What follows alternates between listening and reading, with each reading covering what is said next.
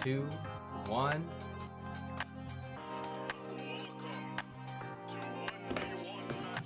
Welcome everybody to another day of 1v1 Magic. We are now in round 3 of the tournament, so we have our top 14 finalists. We're really excited for this. Now we started with 50 competitors. We're down to our top 14 right now, and it's getting pretty intense because this is the first day where we've had all of the remaining competitors all competing on one day. So I'm going to bring in my co-host for today, Mr. Mike Martinez. How you doing, Mike? Hello. What's up? What's up?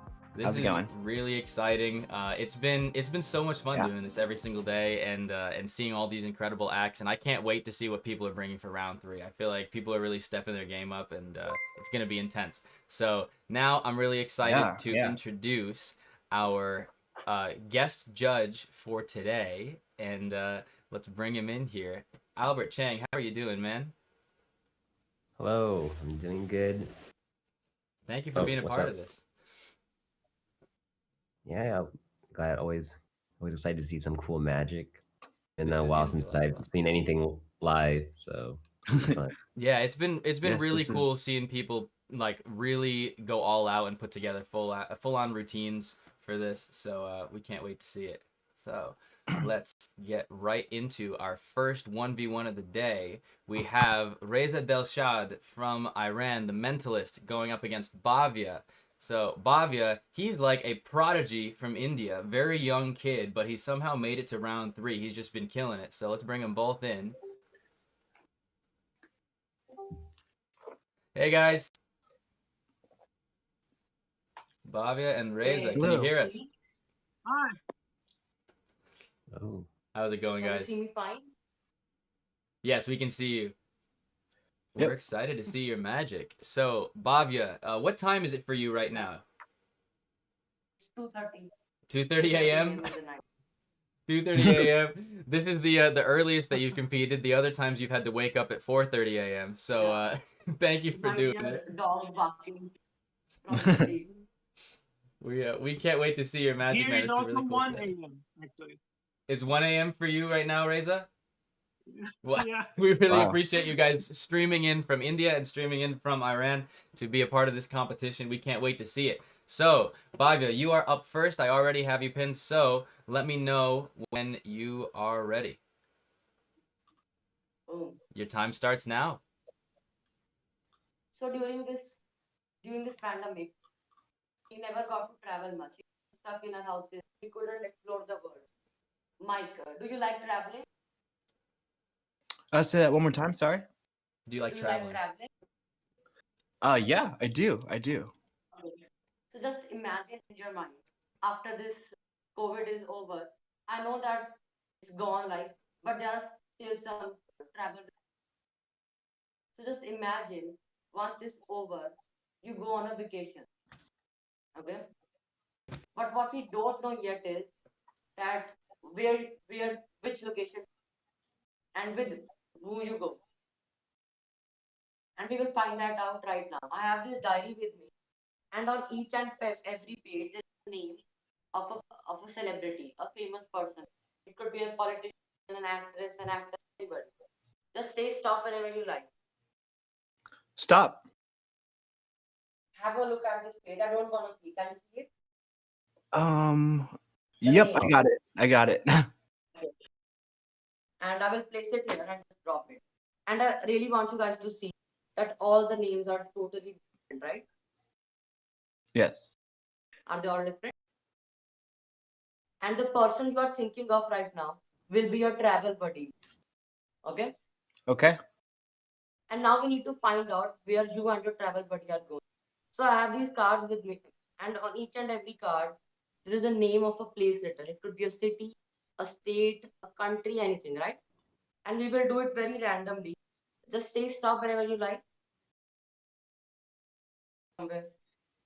Say stop. Stop. Yeah. Okay. So then randomly do it. How many cards are there? Like we have 1, 2, 3, 4. We have 6 cards with us, right? Yeah. And this will be as fair as it could get. I will count these cards from my left to my right. From my left to my right. And this is not a play of words. What you say is what we will keep. Do you want to keep the even cards or the odd cards? Totally up to you. I want to keep the odd cards. That's very odd, but as we have one, we have three, and we have a five, right? Super, super fair. We will take them right here. And now we don't need these cards. We have three cards with us.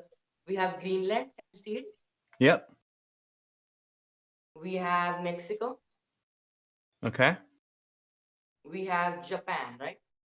I Okay. just want you to mentally think of any one of these cards. Just mentally think of any one. All right. Say it out loud. Just mentally think of any one of Oh, these think of cards. it. Okay. Okay. Got one. Yeah. And just keep it in your mind. And this is not a play of words. We will eliminate what you say, what you are thinking of. Are you thinking of Japan? Yeah. And you just thought of it. You never said it, right? No. Now we have two cards left. As fair as it could get, everything depends on this because Greenland and Mexico are like very far away countries. Where do you want to go? Greenland or Mexico? Totally up to you. I will go to Greenland. Super fair, right? Yeah. And you chose as fair as it could. And out of this notebook, you chose any random person. Yes. I want to show you that in my pocket, I had a prediction. You chose all the out of all of these cards you could have chosen, right? And you could Uh-huh. have chosen any ring. Yeah. For the first time, what was the person's name you were thinking? It was Brad Pitt.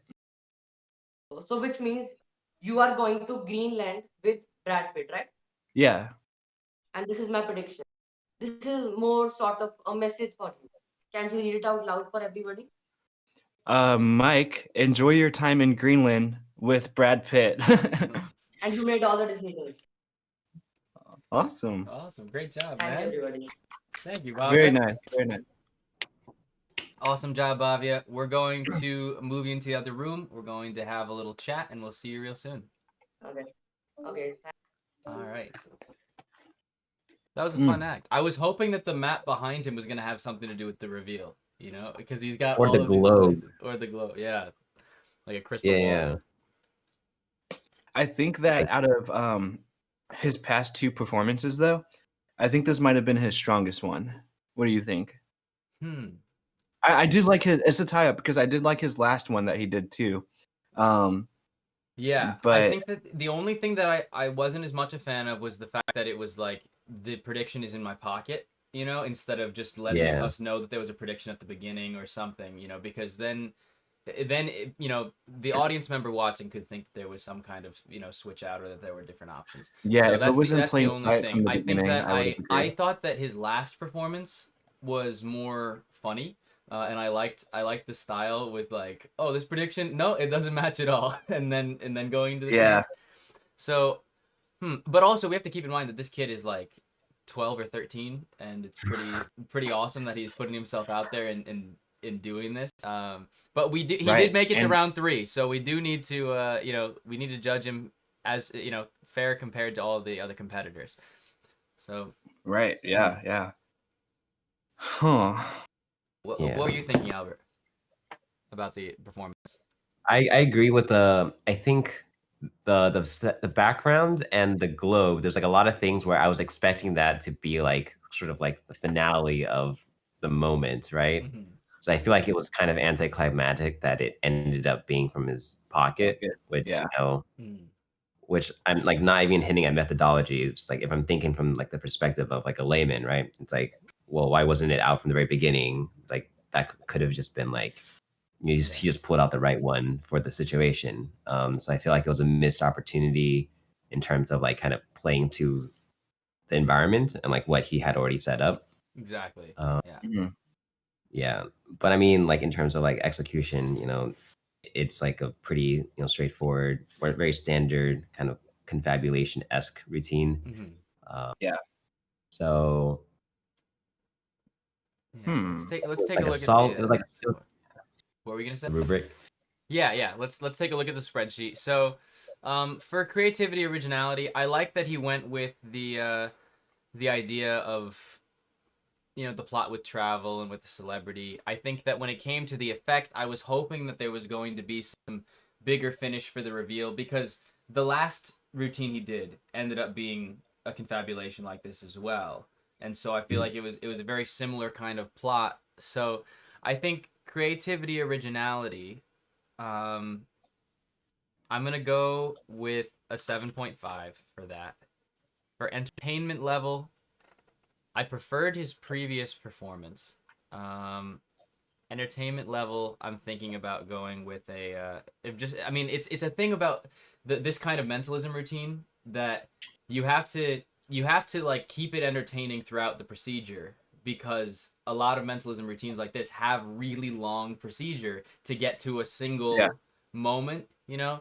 So I think entertainment level, I want to also go with a 7.5, and for personality, I'll go with an 8. What are you thinking, Mike? I think I'm gonna do 7.5 across the board. The king of Just for like all the 0.5s. categories. I know. I just feel like it had much potential to be a higher score. Yeah, I wasn't a big fan of pulling it out of the pocket. If he just had like an envelope like in plain sight with a question mark on it, like, or something like that, that was there the whole time, that could have just been better. But I mean, yeah, so 7.5s across the board. Yeah. It was still good though. What are you thinking, Albert? All right. I don't know. I don't want to be like mean, but I think creativity originality gets the lowest score from me. I would say like a 6. Okay. Not that it's like a bad, but it's just like if we're looking for something that like is more out of the box, this is like a pretty like common like mentalism plot line. Yeah. You And see the who do you want to go with and where do you want to go very often in yeah, mentalism. So Yeah. um, but entertainment level, I would say a 7. I think some of it kind of I think was difficult with the like doing it over the call. I think the noise gate was cutting out some of what he was saying, so it was hard for me to hear sometimes like what he was saying because it would cut off before he finished. Yeah. Like if he wasn't speaking loud enough, then like it would get cut off. And then personality, I'll say also a 7. Yeah. So still a solid score, and higher than some of the other competitors that we've had in the past. So we're gonna go with a 21.8 for Bavia. Let's let him know.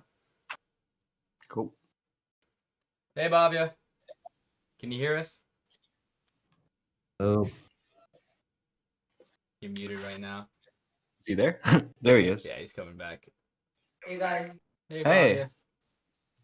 It was so great to see you perform. You're such a confident performer, especially for your age. I can't wait to see what you do in Magic. It was really really fun to watch, and we enjoyed the routine. We felt as though that the plot with where do you want to go and who do you want to go with is a plot that we've seen, you know, quite a few times before in mentalism. You know, we liked that you kind of did a mentalism routine for this one, and you've kind of done all different types of genres of Magic for your different performances, which was really great to see all this range and style.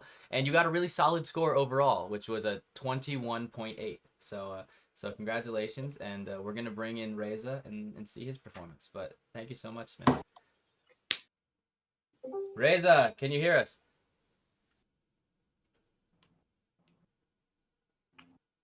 I keep catching people off guard and dragging them in when they don't know. So, so you ready? You're muted right now, Reza.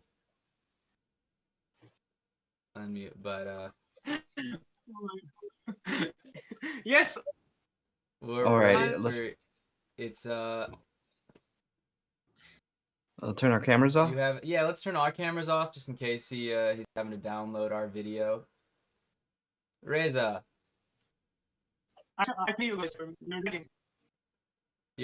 you're having some internet issues, Reza, but yeah, I restarted it. I don't know.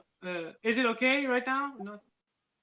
it's very stuttery, but we'll see how it goes. And now he's totally frozen for me. Now he's totally Sorry. frozen. Ooh.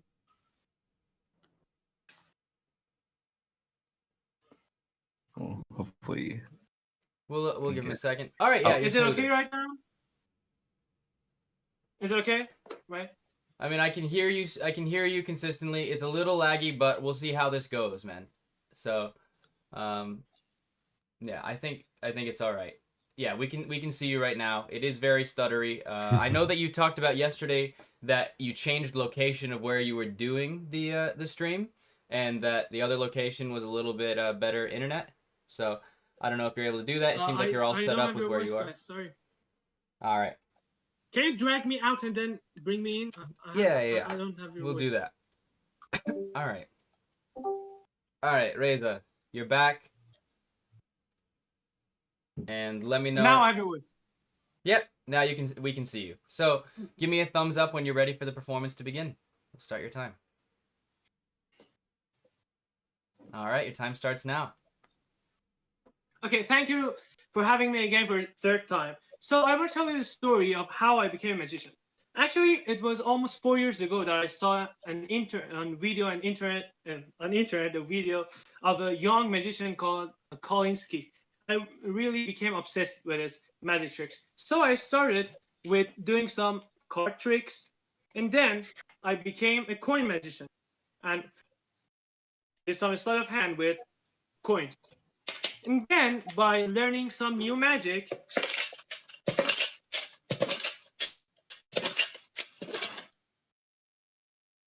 I tried to build my confidence. And if you've never seen a mentalist do a dice stacking trick, so I've technically fooled you and amazed you, right? So, but it was one day that somebody, one of my colleagues, a magician in my country, came and destroyed all of my confidence, because he told me that you use stooges and you're not a good magician, not a good mentalist, just go out of the community. And it really broke my heart. So tonight, actually today is night for me, I'm gonna do something crazy. In the previous sessions, I just influenced you and there were some predictions. Tonight, I'm gonna read your mind. So, Blaze, I want you to think of a name, a person who maybe is really important to you in your life. Do you have a name in your mind? Sure. A simple name. Yeah, okay. Just try to send it telepathically to me. I just want to read your mind. So, okay, so there's a name here. Okay. Yes. I think I have something. Okay, for the first time ever, Blaze, what is the name that you're thinking of? I'm thinking of Jeffrey. Jeffrey. Sometimes it just My dad. goes wrong, right? It doesn't work, so. Okay. Albert, hi. Nice to meet you. Yeah, hello. Nice to meet you. Now, I want you to think of a color, a simple color. Just think of a simple color, okay? Okay. Do you have one? Yeah. Just wait a minute. I don't want to get it wrong. So I have to activate my special abilities. Just wait a minute. Activate it. Okay, so just imagine the color. Just imagine the color. Okay, that's a really great color, I think. Yeah. Yes. Okay, I have my choice. Okay, what is the color that you're thinking of, Albert? Red. Why not blue, actually? Blue is a really great color, Albert. Red? No, guys. Okay, I'm so sorry. Mike, are you there? Yes, I am here. Yeah. Okay. Okay. Please. Okay. It's so hard for me to read your mind. I have some shapes here. I don't know if you can see. They're all different. Okay. Yeah. I want you to choose one of them. So just say stop where you want. Stop. Here. Okay. Just I'm not gonna see it. Just remember All it, right. okay? Do you know I what got the shape is? Can you see that? Just remember Yeah. it, okay? Yeah, Yep. okay. Great. So just send it to me, okay? I just lied to you a couple seconds ago. Do you know why? Because I wasn't looking at your card, but the Mona Lisa from the previous performance here was looking at your card. So she's gonna tell me what your card is, what your symbol, what your shape is. Okay? So Mona, what is his shape? Thank you. Okay, so I'm gonna write it. So it was a random shape, right? So write that, this. Okay, like that. Okay.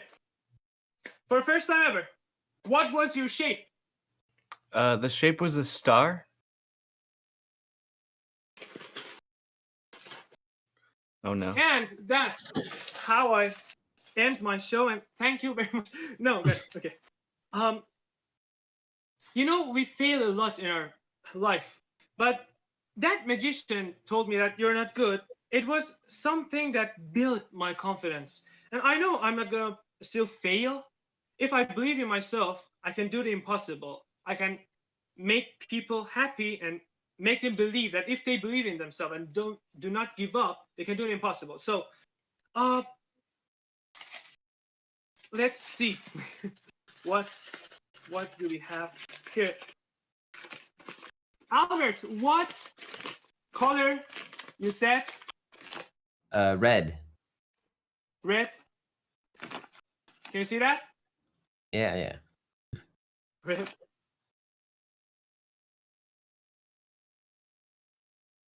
Mike, what shape did you choose? I chose the star. Nice. The star. Nice. And Blaze, what was the name of that important person in your life? It was my dad's name, Jeffrey. What? Jeffrey. Jeffrey. I don't know if the spelling is right, but can you see that? Nice. Jeffrey. But I told you that it is about Mona Lisa, right? Mike, you in the previous sessions, can you remember this card? Yes, I do. The star? Yeah. Right? So Mona Lisa was looking and influencing you to choose a star. But I don't mean this Mona Lisa. There is a Mona Lisa here sitting on my wall. Can you see that? From the I can beginning see of the show. If I can get it here. This Mona Lisa was holding a card. Do you know what the card is? Oh, nice. The star from the previous performances and the shape that you chose. And thank you very much, guys. Thank you so Thank you. much, man. Great job, Reza. All right, Awesome. we're gonna drag you out, but thank you so much. Your internet got way better throughout the in the middle of the act, so appreciate everybody in chat that bared with us, and we'll see you soon. All right, we can turn our cameras back on. That was fun. Right off the bat, I will say though that he did go pretty overtime, so we do have to deduct a point penalty. It's kind of tough with mentalism acts because they usually are right cutting it close, you know, to get those last reveals in. Yeah. But you guys both do a lot of mentalism. How did you feel about the performance? I like the presentation. I did feel like when there's like one ahead routines, I always feel a little weird when like the last thing is like it's like we're doing these things that are super fair, and the last one's like let's bring out a deck of cards. It feels a little bit weaker, like from like a maybe from like a technicality standpoint, but I think in terms of like the story and the presentation, I think it worked. Yeah. Yeah, I I think wasn't that he here for was the trying to. I think he was trying to tie in that the symbol that you chose was a star, which called back to a tarot card star that Mike chose in the first performance that came back for the second performance. So he was like tying them together, but it ended up being like so I assumed it was something like that, but like I wasn't there for the earlier. Like this is like some like continuation of a trick from a previous performance, which I think is cool. Like I like that in terms of originality, definitely. I thought that he was gonna take the Mona Lisa poster off the wall and then flip it around so we could see the back of it, and it was gonna have the star and the word red and then the name Jeffrey on it. That was pretty That's dope. also what I thought.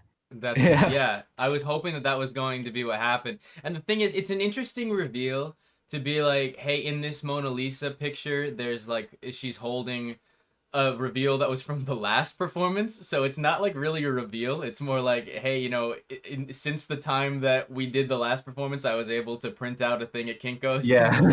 I don't feel like it was the right thing to end the routine on, Yeah. but yeah, I mean, But it makes Yeah, sense. w- It's like I understand the line that he was trying to go with, that you picked a star and then the star ended up being what you chose today.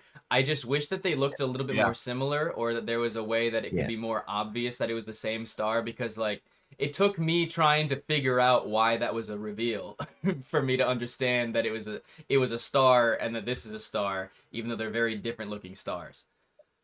yeah. I don't know. I feel like it was just a pretty straightforward like mentalism routine compared to what we've seen him do in the past with Yeah. the zombies and the other things. Yeah, he did a that were, whole like, routine about zombies and stuff, and it was such a fun routine. It was really, really creative. This one was definitely much more like a by the book mentalism routine, you know? Yeah.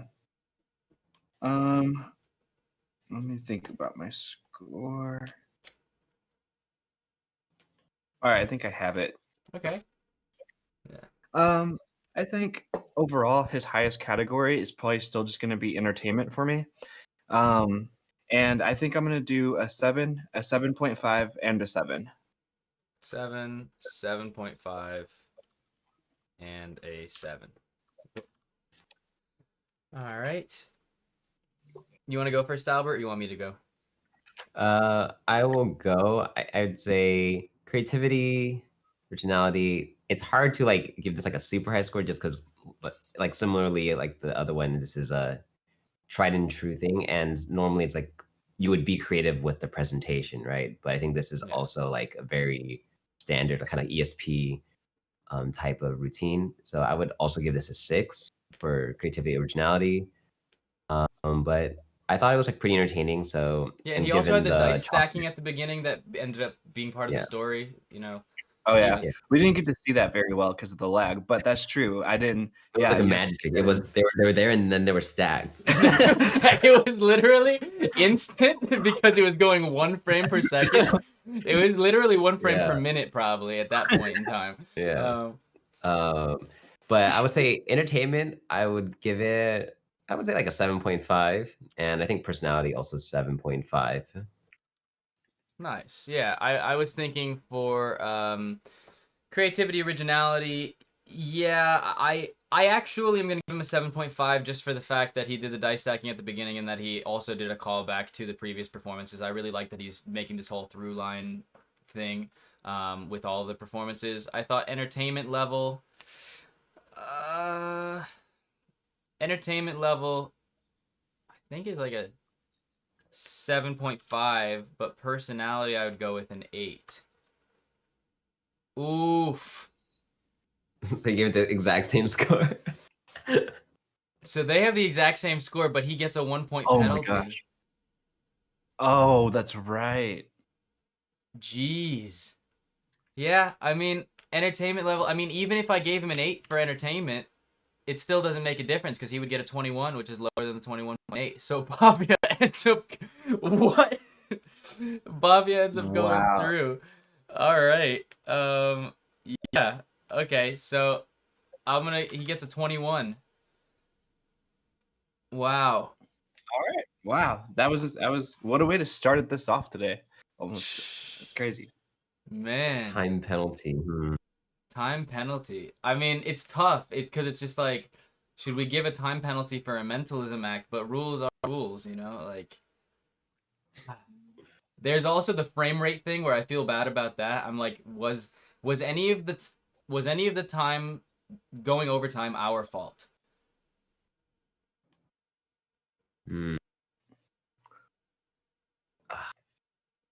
I mean, in the beginning, we did wait just a second to just hopefully see if his lag would get better.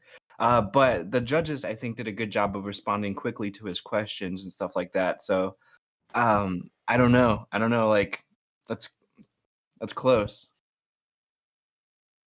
This is the first time where the penalties actually made a difference about who wins. Because it's a 22 versus a 21.8, but if he gets the penalty, it's a 21. Jeez. Now, the ending reveal that he did with the Mona Lisa was kind of a big part of it going overtime. However, he still was overtime as he was revealing the pieces of paper. So it was pretty far overtime. Oh, I see. Because the thing is, I think Reza, if we're going based on the entertainment level of the acts, I personally think that Reza's act was slightly more entertaining when it comes to being deserving going forward. But at the same time, I mean, rules are rules. You gotta practice with the parameters, you know? All right, let's just do it then. Let's just do it. Call it. You guys feel cool with that? What do you feel, Albert? Like my personal opinion is, I think, is it Reza?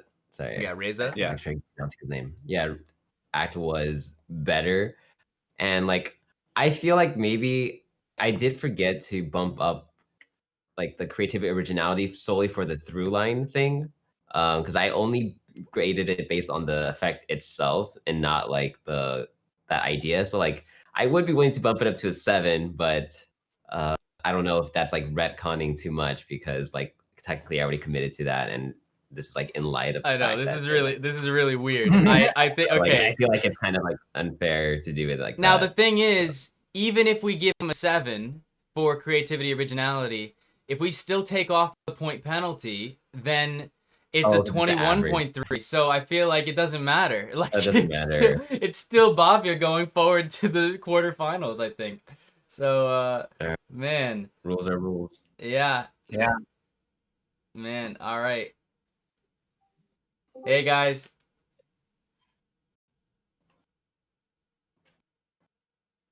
Can you hear us?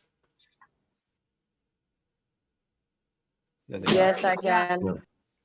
Hey guys. Hey guys. This was the Wow. most tough decision we've had the entire tournament. And Reza, we thought your act was super entertaining. We did feel as though the plot itself was a more common kind of plot in mentalism, you know, than some of your other performances, you know, the that kind of principle, you know, but we still really enjoyed it. And you ended up with a final score. Well, you ended up with a score of 22.3, but you did go around a minute and a half overtime. So unfortunately, we have to give you a 1-point penalty. So it's a 21.3 compared to Bavia's 21.8. So Bavia, you are moving on to the quarterfinals. This was so tough. This was so close. But congratulations, Bavia. You're moving on. That was insane. Nice Reza, job, thank you nice so much for being a part of this. It was a really fun act. I Can really I enjoyed say it. something? I Yes. know I'm not. You can say something. Can I say, yeah. Okay, so there's nothing for next round, but please remember me for the rest of your life. Thank you, guys. Yes, we will remember I you will. for the rest I of our will. life. Thank you, Reza. Everybody, you can check out Magician Reza Del Shout on Instagram. Thank you for being a Yes. part of this, man. We really Been a appreciate you pleasure streaming in from watching you, Iran. Reza. And we're going to move you back into the waiting room. And congratulations, Bavia.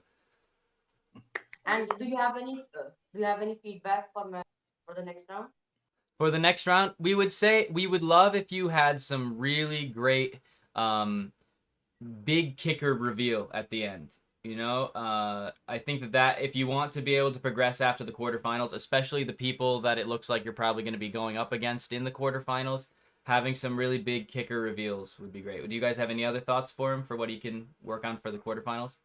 No, yeah, I was gonna say the same thing. Also, I mean, I don't know if you've been watching the replays or not about what the judges have to say, but yeah, go back and watch the replay. I think everyone had some good input to say about it too. Alrighty. Thank you, Bavia. We'll see you soon. See ya. Wow. That was that was the first time with the penalty was what made all the difference. I mean, Yeah. rules are rules. All right, this Jeez. next matchup Wow, yeah, is we've got. going to be another tough one. This is gonna be a tough one. We have Chelsea Houdini up against Adam Parisi. This is gonna be intense. All right, this is. How are you guys doing? Can you hear us? Well, Hello. How you doing? Can you hear us, Adam? Yeah, Chelsea? I can hear you. Can you hear me? Chelsea, yeah, we can hear you guys. Yeah, can you hear me? Yes. Awesome. Excellent. All right, we have the bowler hat showdown. We have Chelsea versus Adam Parisi. So, we're so excited to see both of your acts. You both have been really, really entertaining thus far. And Chelsea, you are up first. Are you ready? I am ready. All right, Break give a me a leg. thumbs up. Thumbs up. Your time starts now. Okay, welcome back to my stage, Mike. I'm going to riffle through the deck. Okay, first I want to show it to you. Okay, I'm going to riffle through the deck. You're going to tell me when to stop. You ready? I'm ready. Stop. Okay. We're going to take the top card. Okay. Remember it, okay? And now I will hypnotize the audience. Are you ready? Woohoo. Focus on the crystal. Hocus pocus, chicken bones chocus. You are now hypnotized, yes. Okay, and now, when I riffle through the deck, you will see your chosen card. Do you see your chosen card? I do. Yes, good.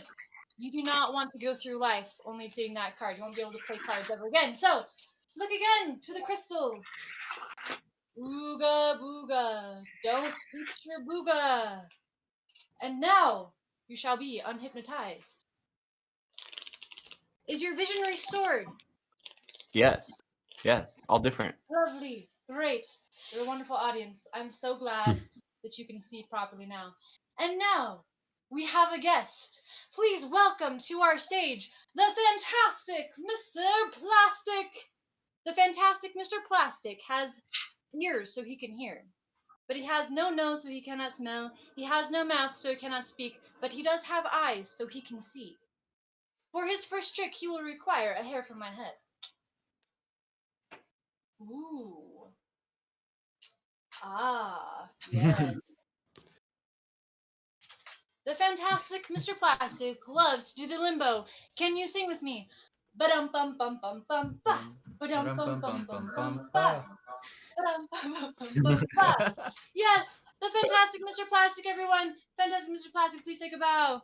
Yes, a round of applause for the fantastic Mr. Plastic. You've been amazing. Go rest. All right, and now we will test your math skills. Are you ready for this? We have right here one piece of paper. When we take one piece of paper and we rip it in half, how many are there? 2. Woo. Tax dollars at work. Okay. When we take two and we rip it in half, how many pieces do we have? 4. 4. 4. Yes. Okay. Now for this, our fantastic guest judge, I'll need you to bend over so that I can check the sharpness of this needle. Just kidding. You're gonna be okay. But lean back because I don't want your eyebrows to get stitched off. You ready? Woo. Dun, dun, dun, dun. Oh, this is my unfolding skills. You have been a fantastic audience. It is the end. Thank you for coming. Thank you so much, Yeah. Chelsea. You've been wonderful. All right. We will see you Thank real soon, Chelsea. Great job. Great energy as always. See you And later. we're going to have a little Bye. chat. See you soon. It's always bringing that personality. Albert, you were like that kid in the back of the class. It's like 4, 2. Yeah. It's definitely. I mean, she definitely it feels like a like a family act, like a family entertainer that is for, for being able to perform for kids and all ages and stuff, rather than some of the performers that Yeah. we have that definitely have acts that wouldn't necessarily play for kids because they're more mind readery. You know. Yeah. I don't know the whole like Swingali deck part. I wasn't a big fan of that part. Yeah. Also, not just because of that, but also she was kind of going on and off of frame a bit when she was like doing that segment. And that for any other like ordinary person watching this, that could have been like a deck switch or something like that. Yeah. Which I know it wasn't. We know it because- wasn't because we know how it works, but yeah. But yeah, I don't know. Mr. Plastic was interesting. Mr. Plastic was very interesting. What did you think of the whole thing, Albert? I thought it was one of those acts that where it's like if like the magic itself was almost inconsequential because I just enjoyed watching her perform, if that makes sense. Yeah. And obviously if I were to grade it from like a routine construction, it's like it did feel a little bit scattered where it's like the effects go from one to another, but there's not like a tie in between like why you're transitioning from one to the next to the next. It's just like here's the thing with cards and here's the thing with Mr. Plastic and here's the thing with paper. I thought like the hypnotism was maybe going to be like a recurring theme where like each one of those would involve that in some way where it's like it's escalating in some particular way. But I mean, I just enjoyed it. Yeah. Just like watching like her perform, but I would say the actual like construction of the routine itself was the weakest link. Yeah, I agree because in her previous performances, there's been much more of a through line with the whole performance. Like the first one, having this whole thing about like an imaginary flea that ended up doing all of these magic tricks, and it was like really fun, and the whole routine made sense together. And the previous one, it also was much more of a whole routine. I feel like this is what happens when we've got people, having less than 24 hours to prepare for going forward in the next round, and they have to do round 3. It's like, you see the people that have a large repertoire of already formed routines, and then you have the people that are like, okay, what tricks can I do for tomorrow? And I feel like her energy and her entertainment level and her personality make it so that I could watch her do anything and I would enjoy whatever it is. But when we're talking about, I think entertainment level is going to be impacted and creativity, originality is going to be impacted when it comes to the content of the magic itself.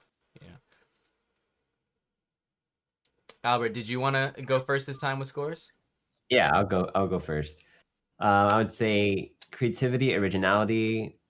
God, I feel so bad because I feel like I always give people low scores for this, but I would say probably also like a 6. I think each individual part was nothing. It's like we can all pinpoint exactly what this is. Entertainment level, I would give it a 9, and then personality, I think I would also give her 9. So that's my. I was feeling like creativity, originality, also a 6, but entertainment level I thought was an 8, and personality, of course, I have to give her a 9. So for me, I think I will do creativity, originality, 6.5. Entertainment will be 8. And personality will be at 8.5. All right. So she got a 23.3, so far the highest score of the day. But yeah, very solid score. All right, let's bring her in and let her know. How you doing, Chelsea? Hello.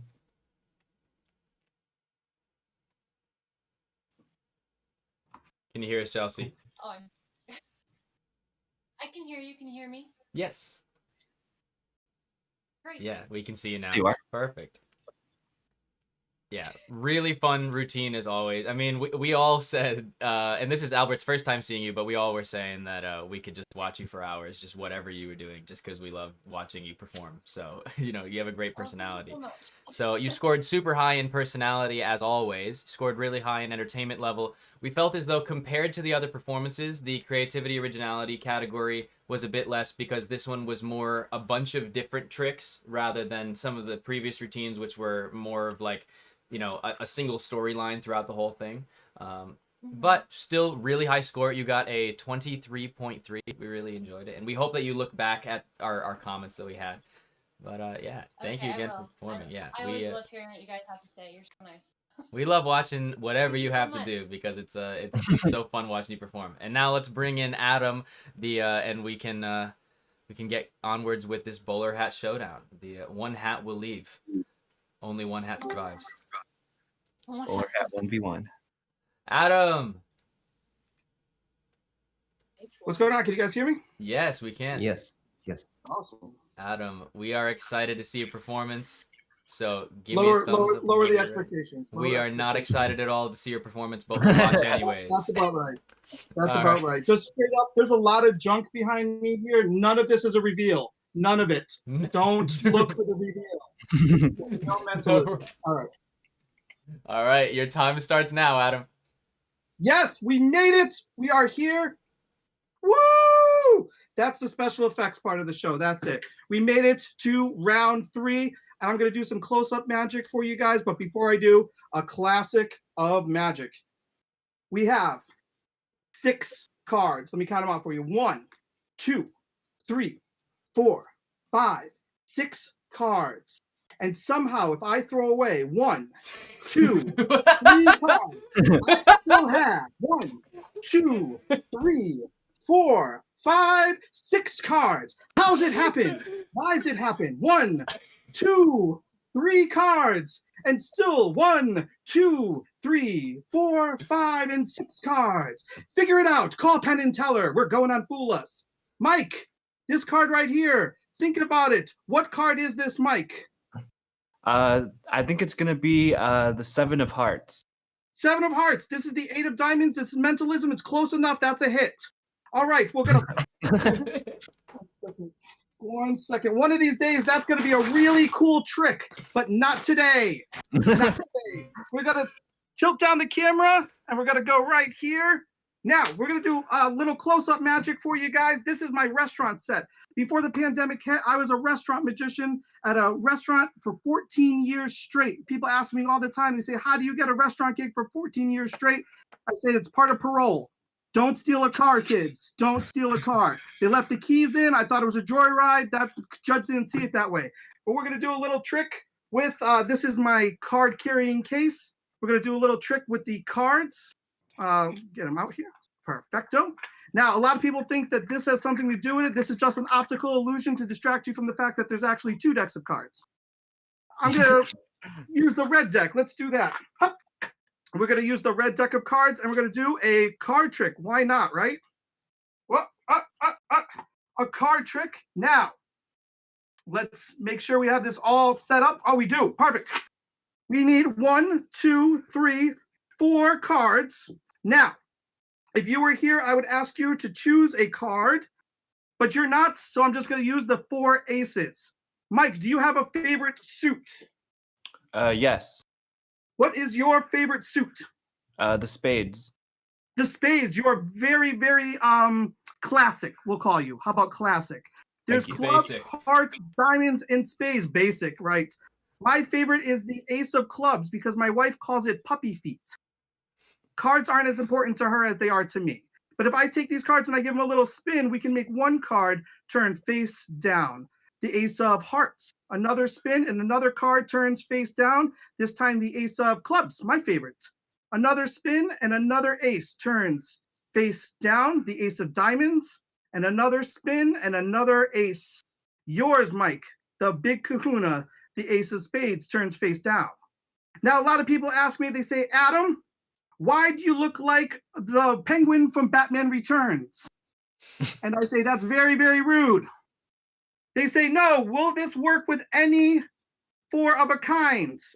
You picked aces, but any 4 of a kind? And I say, yes, it would have worked with 8s or 9s or kings or queens. It would have worked with any of them, right? But the problem is it just doesn't work, let's say, with a red deck, but it would work with a green deck. It'll also work with a blue deck.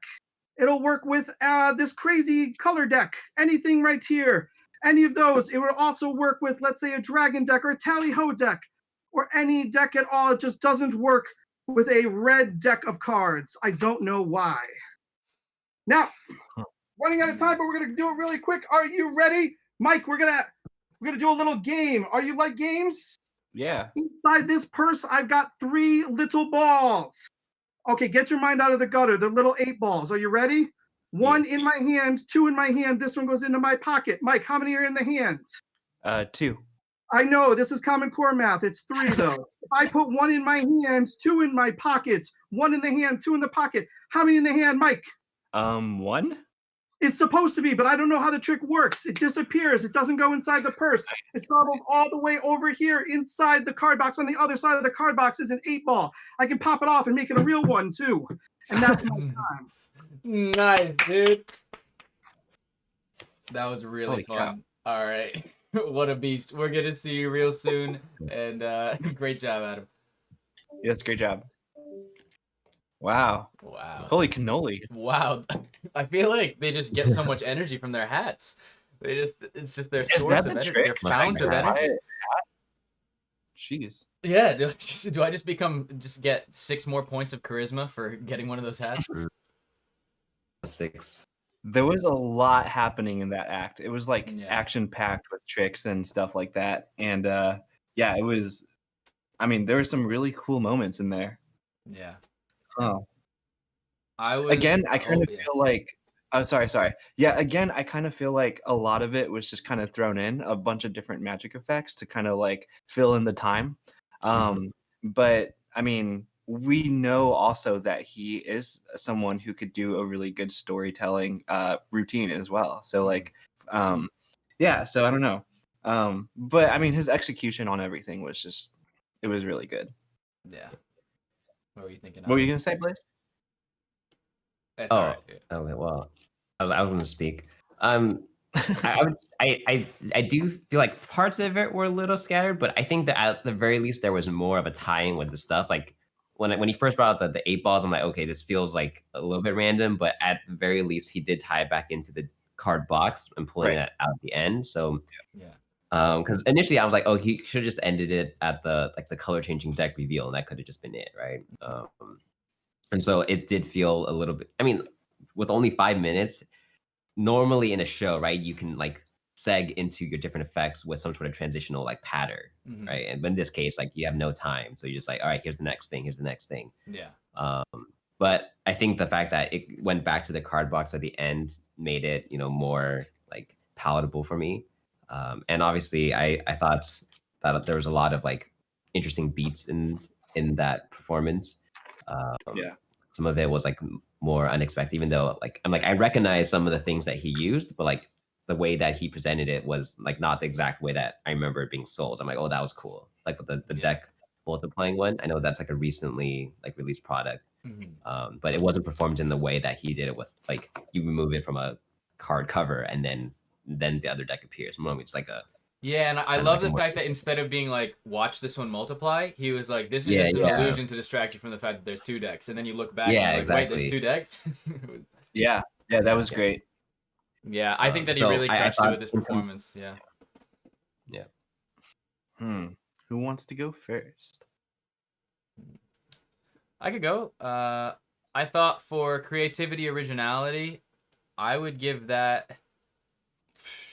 I love the way that he tied everything in. It was really fun and entertaining. I would go with an 8 for creativity, originality, and then for entertainment level, I mean, the fact that he did the ace, I feel like the weakest moment was the ace routine in the middle, but then the fact that it's like you feel as though you're seeing the backs of all of the aces as red, and then they're all different, ends up making that a much cooler routine. Yeah. So yeah, I would go with like an 8.5 for entertainment level, and I would go with a 9 for personality.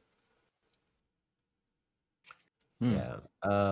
For me, I would say 8 originality, creativity for sure. And then entertainment level, I would give it I would say 9, and then personality, I think 8. So 8, 9, 8. Nice. 8, 9, 8.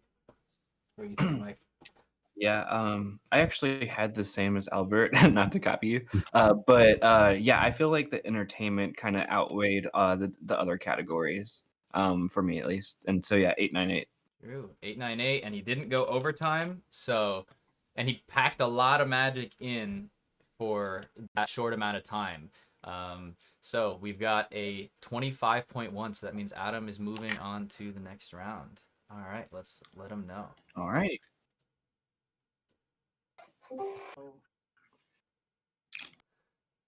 Hey Chelsea, hey Adam. Hello. Yeah. Hang on 1 second. Let me get my camera on. Adam, great shoes, by the way. Those are really cool. This is the first time I've been able to see your kicks. Oh, do you see my Toronto Raptors slippers? Are they slippers? I thought they were like red shoes. No, these are Toronto Raptors slippers. Oh, what? Okay. Nice. Because a Connecticut guy needs to represent a dinosaur team from Canada. I'm just worried. Blaze, thank you also for putting on a competition during the Blizzard season, by the way. This is so great. The last, 2 rounds, we've been like, oh no, are we going to have power? What's going to happen? Yeah, dude. Me going, am I going to have power to be able to stream this thing in the first place? Yeah, we're getting feet of snow. It's some thick snow today. So, Serious. Yeah, but this has been a lot of fun, and Adam, you got some really high scores, especially in the entertainment level category. At first, we were like, oh no, why is he going into a totally different routine with these 8 balls? But then you made it tie back in at the end and made it feel really cohesive. So you got a final score of 25.1. We hope that you go back and listen to our scores. But in the bowler hat showdown, 1 bowler hat leaves, and Adam, you have won this 1v1. But Chelsea, you currently have the highest score of all the people that have been eliminated. So if nobody gets a higher score that's eliminated after this, then there is a chance that you could progress to round 4, the quarterfinals. But congratulations, Adam, you are moving on for sure. Congratulations, Adam. Thank you, Chelsea. I hope you stay around. We need more bowler hats. Yes. Hat gang. Thank you guys so much. So much fun. This was awesome. Thank you so much for being a part of this, Chelsea. It's just been a pleasure watching all of your performances. So much fun. Thank you. Yeah. Alrighty, we're gonna move you back to the waiting room, and we'll see you guys soon. Alrighty, and now we are on to our next 2 performers. This is gonna be such an intense matchup because they're friends with each other. They're both students of Xavier Spade, and let's bring them in. What's up, guys? Hello, team. Hello. I had to dress up because I was going against Stefan, so I had to, Stefan versus Eric. This is gonna be intense. This is the pay-per-view match, baby. Bro, Super Bowl what? Super Bowl what? It's Stefan Buccaneers versus who's the other team in the Super Bowl? I don't remember. Is it the Buccaneers versus is it Kansas City? I don't know. I think it's Kansas City. I think it's the Chiefs. All right, I want to be the Caramel Chiefs and Stefan's the Stefan Bay Buccaneers. There we go. All right, cool. We got it. Stefan Bay. All right. Well, that's out of the way. All right. Well, Eric, you are up first, Mr. Caramel. So, give me a thumbs up when you're ready for your time to start. Hit me, Dad. All right. Time starts now. You're welcome, son. Your time starts now. Papa. All right, judges. So, surprise. I'm gonna do a coin trick today. Okay. We're gonna start with something right here. Got it. I know it's hard to see. It doesn't seem like much, but once we wipe off the dust, you can see a coin produced. Super, super pretty, right? We actually need a second one, so right about there we go. And we should be able to get this second one to appear just like we did the first one. So now we can... Did you guys see where the fuck the... This is weird. This normally happens when you do a lot of coin magic, like your hands start acting crazy, like you put a coin in your hand and a wormhole appears and the coin goes through the hand. But then once it goes through the wormhole, it affects gravity, so the coin starts going opposed to gravity, and it's just I think we left it over here. There we go. So now we can actually get started on the what? Okay, Blaze sent me these coins. Blaze, did you send me the chocolate coin? The chocolate coin? I don't think so. Huh. That one was sus. That one was real sus. Where? Nope, that one's not sitting well. Huh? Oh god. You know, normally you don't want to do this. That's during COVID. This is a bad thing to do. This is a bad thing. We have to be up maybe by the mic since we talked about sound last time.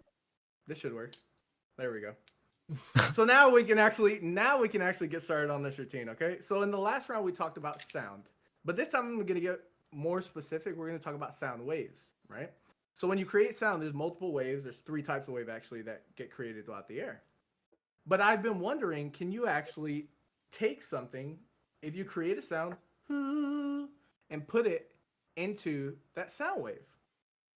So sound waves are kind of weird because it's like when you throw a rock or a pebble into a lake, it creates a ripple and it gets weaker the further away you go. So that means that if we were to take this and put it a little further, we still should get the same effect. Ready? And we can still leave that somewhere along with the rest of the waves, right? But if we want to create a bit more magic involved in all this, we have to get closer to the source. So, and we should be able to retrieve the 2 coins that we left. But sound gets interesting because normally for us bilingual people, right? Unlike Blaze, us bilingual people, you can touche. But the waves are different depending on like accent and language you're speaking or whatever. So sometimes the waves get confused and they come out as like a Chinese coin or a copper coin that makes no sense. I don't even think this coin is real. Yeah. Thank you, judges, and that was my history lesson. Great job, Eric. Nice one, man. All right. We're going to see you guys real soon. Thanks so much. All right. God damn, I wish I could do coins. I know. I never I was not interested in doing coin magic, and then I saw Caramel on this 1v1, and I was like, oh man, I want to do coins now. Oh yeah. Man, it's a work of art. That was the part that really got me. He was like, maybe this one's by the mic, and he just the sound. It was so good. Yeah. That part was like really cool. And I thought it was such funny personality, him being like, oh! Let me create a sound wave. Oh,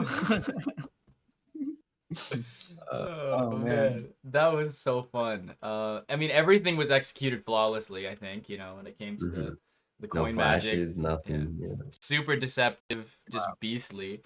Man. Yeah, and I thought like the presentation was very natural feeling, like it, because I do feel like in this kind of context, it feels weird to be very like stage showy, or when I mean showy, it's like you're performing at the castle and like you're doing like a parlor act or you're doing a close-up act where it's like you're very clearly putting on like a theatrical bit. Yeah. But I think the way that he presented it is like what I like to see when I'm seeing like people perform over like video calls or like on the internet, where it's like you're not taking yourself, like you're not performing for like a seated audience, or performing more like in an intimate kind of casual way. You're not like putting on some kind of persona to be like, hey guys, I'm the magician. It was like he just is casually a beast. Yeah, it's like having a conversation. Yeah, it's like having a conversation. I think that translates well too to his personality style and like that category, because it's just like he said, it was a very natural, like effortless thing for him to do. And yeah, I really do like that vibe of it too. Really well done. I'm trying to figure out which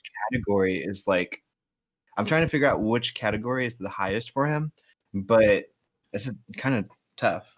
Yeah, one thing that I will say is I'm going to give him super high points when it comes to entertainment level, and I'm going to give him super high points when it comes to personality.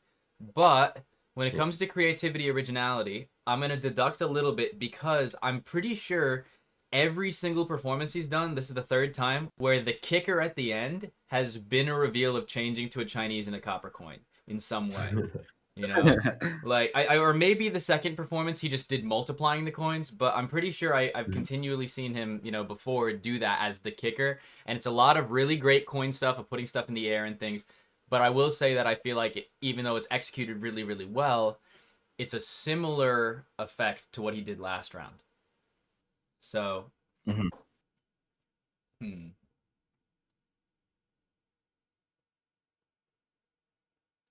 Huh. I'm gonna go with a personality of a 9.5, entertainment level of a 9.5, but for creativity, originality, I'm gonna go with an 8. Yeah. I think mine's going to be 8, 9, and 9.5.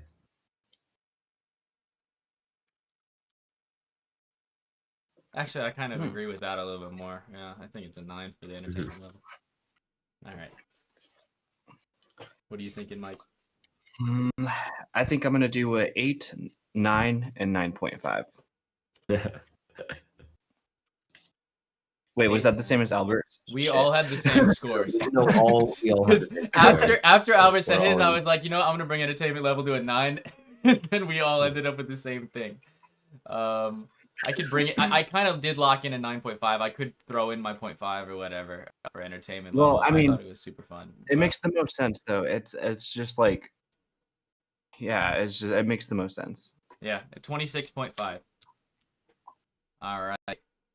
That was really fun, really well done, and let's bring him back in. Hello, Eric. judges. Hello. Make sure I look good. Hold on.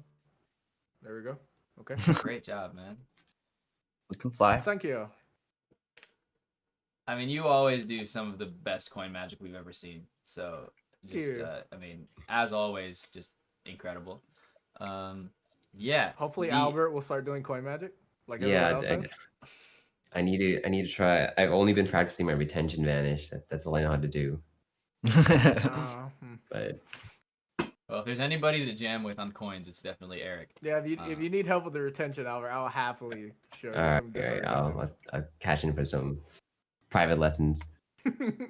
But yeah, we actually all gave you the same score in everything. We gave a 26.5 as for our individual scores, which became your average. The only category where there was slightly less than the others, which wasn't a 9 at least, was the creativity originality, and it was just because we felt as though it was very similar to your previous routine. The change at the end? Yeah, and the kicker at the end being changing to Chinese and copper coins was the same kind of kicker as before. So if you do progress, we would love to see if there's a way that you can have a sick kicker that's not the same kicker. This is metal. It's not paper like playing card. There's only so much you can do with metal. I know, man. I'll think of something. I'll think of something. I have a good idea. But you got a really high score, and if you don't win this one, there's a super high chance that you're the save. But we got to see what Stefan's up to, because you've set the bar really high. So let's bring him on. I'm excited for Stefan's. Stefan. Yes. How's it going, broski? Going good. Stefan, we can't wait to see your performance. How you feeling, man? You're good? Give me a thumbs up when you're ready. Hold on. All right, hold on. I gotta get my Apple Watch. #cardflex. Third time. Oh, wrong one. And go. Your time starts now. All right, guys. Have you ever been in a card game and tried cheating with a pack of cards, but you thought your second centers and bottoms were not as hot as you thought it was? Well, introducing the Whack-A-Pack. Let me show you what it is. The Whack-A-Pack is a self-cheating deck of cards. And I'll show you what I mean. Albert, my man, we're going to have a pick card for this demonstration, all right? Just say stop as I go through these. Stop.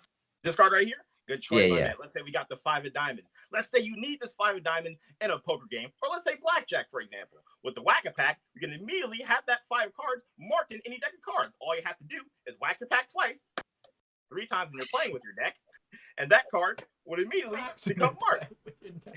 It's a self-working marked deck. So let's do this one more time, right? So let's take that Whack-A-Pack. Let's put that 5 somewhere inside the center of the pack. With the Whack-A-Pack, even after you burn a card after a card game, all you have to do is whack it twice, like a lady, and that card will immediately become reversed inside the center of the pack. It's that easy. It's that fast. So, Blaze, I know what you're thinking, my man. Let's say, what if I don't like whacking my pack, Stefan? What if I'm an advocacy against smacking a deck of cards? No problem. With the Whack-A-Pack, it has 2 features. Let's say you have that card face down in the center of the pack. All I have to do is give it a quick shake, and that card immediately turns from face up to face down. So what if I want to take my cheating to the next level? Well, you can. With the Whack-A-Pack, you can do anything you want. Let's say I want to mark this whole deck because why not? Let's take the whole pack and let's mark the entire pack of cards. Now you can play any game, anytime, anywhere. Believe me, it makes cheating so easy. It makes you want to smack your mama. It's that good. Or if you order now, I'll even throw a free special bonus for this pack of cards. With this Whack-A-Pack, if you order the next 30 seconds, I'll throw in a free Crank-A-Blank. What's a Crank-A-Blank, you might ask, Jack? I'll show you. Let's say someone to watch this TV advertisement and see this very special face and call you out and say, hey, you're cheating. You got a Whack-A-Pack. Then you'll bust out a Crank-A-Blank. What's a Crank-A-Blank? A Crank-A-Blank is you busting out a blank deck of cards. It's that simple and it's that fast. A Crank-A-Blank will immediately have you saying, what the, how the, I want to see my lawyer, and make cheating that much simple. Order now. Order 1995. Operators are standing by. Thank you. Great job, Stefan. I want to buy one. The Well, you wanna buy one, right? Crank-A-Blank, the Whack-A-Pack. Yeah.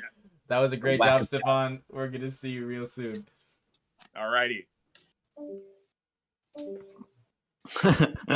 I never know what's gonna come out of that guy's mouth. I do not know, man. We had to take some points.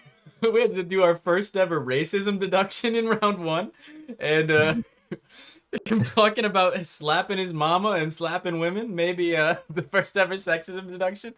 I'm just kidding. I think that it was a hilarious routine though. I like the whole like infomercial type of thing. I thought that was kind of interesting. And he really sold that like very well, in my opinion, through his presentation. I think I've heard that phrase before. Like, it's so good it makes you want to smack your mama. Like that's from something. I can't remember where it's from though. What did you think, Albert? I enjoyed it. I like, because normally I find those kind of presentation to be a little bit more like antiquated, but I think because it's clearly done as like a tongue-in-cheek sort of like almost like an Adult Swim-esque commercial Yeah. or thing. It was like an SNL skit infomercial. Like it wasn't. Yeah, that's kind of what it felt like. It was so funny. Yeah, where it's like it was clearly wasn't taking itself too seriously, and so I enjoyed that part, and yeah, and I think the routine itself was kind of like an amalgamation of a lot of kind of reverse card stuff, some Tommy Wonder bits, and yeah, I think it was well routined. There were a couple of flashes that I saw, and like kind of like you could see him like trying to cull some cards around, but overall, I thought it was really entertaining, and I thought the presentational angle was the most like creative part of that bit. Yeah, and we usually don't judge necessarily on technique or whatever or method, but at the same time, if it's a flash, it's something that affects entertainment level. And I feel like, any person that's watching could feel as though there were a couple moments where some weird things were happening, whereas I feel like if we were to compare it to Caramels, even though we do judge them independently, if we were to compare it to Caramels, it's like there weren't moments that felt awkward or that felt as though a move was happening, even though there were a lot of moves happening. So we pop up this spreadsheet. Would you guys buy a Whack-A-Pack after that infomercial? Would you Yes. guys? Are you sold on the product? That's the real question, right? Yeah, I think I want a Whack-A-Pack. gear more towards layman. Yeah. I think it was really funny. Does anybody have their scores ready? I think I do. All right. For me, I think that this has probably been one of his more creative routines with creativity, originality, blending it in with the story and narrative of an infomercial and all that stuff. So I'm gonna do it 8.5 for creativity. All right. For entertainment, I feel like just like you don't really want to take your eyes off him because like he's just like extruding like entertainment through his performance. So I'm also gonna put that at an 8.5. And then I think his personality is a 9. Nice. I think those are some pretty solid scores. I think creativity, originality, I would go with I was thinking between an 8 and an 8.5 for creativity, originality. I mean, it is, you know, a combination of a lot of magic that's out there and taking routines that have been done before, but doing it in a fun, unique way. So yeah. Albert, do you have your final scores? I'm still thinking a little bit. All right, I think 8.5 creativity, entertainment. I think it's hard to sometimes it's hard to separate entertainment from personality because I think they kind of go hand in hand. Mm-hmm. Where I think this was like a similar situation, I think to Chelsea's performance, where it's like it's entertaining because of their personality. So then, how much of that do you attribute towards the personality versus the entertainment? Mm-hmm. Like I found the actual routine itself to not be like less compelling, like like to watch. Mm-hmm. Like the actual like what was happening, but I found the presentation or like how he was doing it to be really entertaining. So I don't know which one that would go under. Yeah. So I would feel say like, it's good to put level if you feel that way, it's usually good to put that in personality more. Yeah. So I would say like 8 on entertainment level and 9 in personality. Yeah, I think that creativity, I would go with an 8.5 for that. For entertainment level, I would go with an 8, and for personality, I'd go with a 9.5. And that gives him a final score of 25.8, which is now the highest score of anybody that's been eliminated. So he has a very high chance of being the save. But yeah, Caramel did win that 1v1. So let's let him know. Nice. Oh, hello, judges. Hello, guys. Welcome back. Hello. Yeah. Hello. Hello. Mike, you want to know? Where's We the want to let suit? him know how we felt. Yeah. So guys, those were both so incredibly entertaining acts. And the thing about the both of you is just like your personality really shines through in your presentations and stuff like that. And sometimes it's kind of difficult for us to figure out which one outweighs the other. Are you more entertaining or is it like your personality? So it was it was like, yeah, I really enjoyed both of your performances. You guys are both very good at what you do in regards of like handling your specific whether it's cards or coins or whatever. But yeah, so Blaze has the scores here for you. So here we go. Yeah, so this was super close, super tight. You both scored ridiculously high when it came to personality. It was just so entertaining to watch both of you guys, and we could watch whatever you do. And we ended up giving Stefan, who we hope that both of you look back at our comments and everything from the VOD, but you got a final score of 25.8. But Eric got a final score of 26.5. So Eric, you are moving on to the next round. Caramel City Chiefs won. All right. City Chiefs.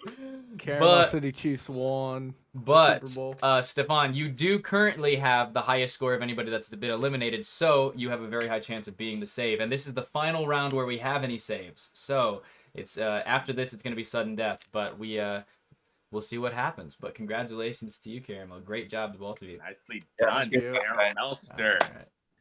All right. Yeah, I want to see some more Stefan magic in my life. I do want to see some more Stefan magic in my life. Please, and, send me a Whack-A-Pack. Please send me. Yeah, one Whack-A-Pack in them. Yeah, 3 times and you're playing with it. We'll see you guys real soon. Right. All right, that was so much fun. Let's go straight on forward with our next 1v1. We're slightly ahead of schedule, but that's a good thing. We've got our next 2 competitors. We have Ben Jones and we have Supreme Dalek. So let's bring him in. Supreme Dalek's name is Joseph. How you guys doing? Hello.